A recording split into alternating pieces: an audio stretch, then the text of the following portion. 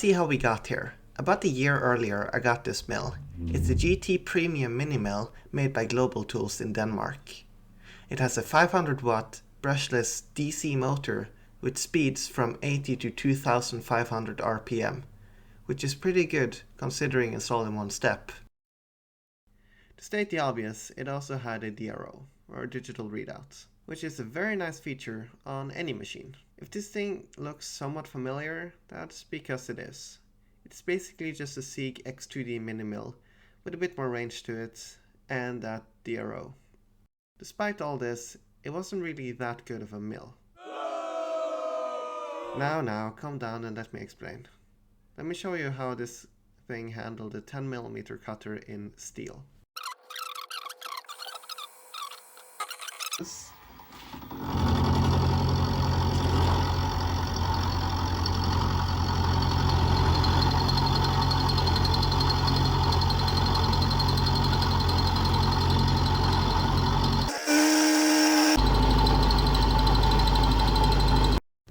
Even with this tiny cut, it looks to be somewhat struggling. Some might say it's a mini mill and it's not designed for steel, but that to me is not good enough. I knew that I would probably change it out in the near future, and so I put it on the Norwegian alternative for Craigslist just to see what I would get for it. And the bids came in fast, as these were discontinued by Global Tools, and I ended up actually selling it in about 3 hours for exactly the same as I bought it for.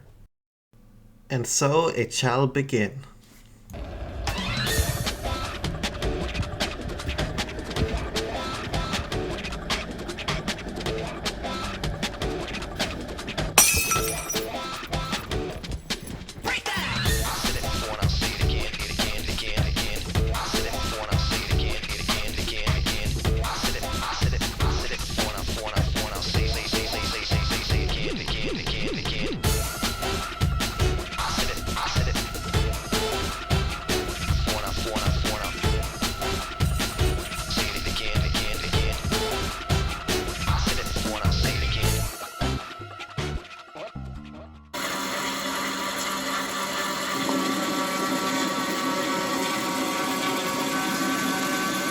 You can hear it trying to stall up here a little bit, and that is not because this is too much of a cut for the mill, it was actually because I had the wrong motor parameters. But it's all fixed now, but just know it's not like this anymore. This is why a VFD is so good. It can actually produce a negative frequency, which effectively just makes the motor turn backwards. So I can run it here in forward and reverse, and this is especially useful for power tapping.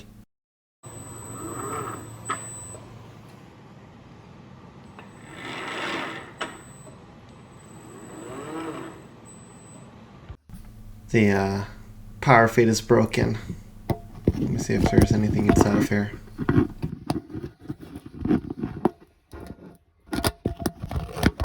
Hey, Vsauce! Michael here.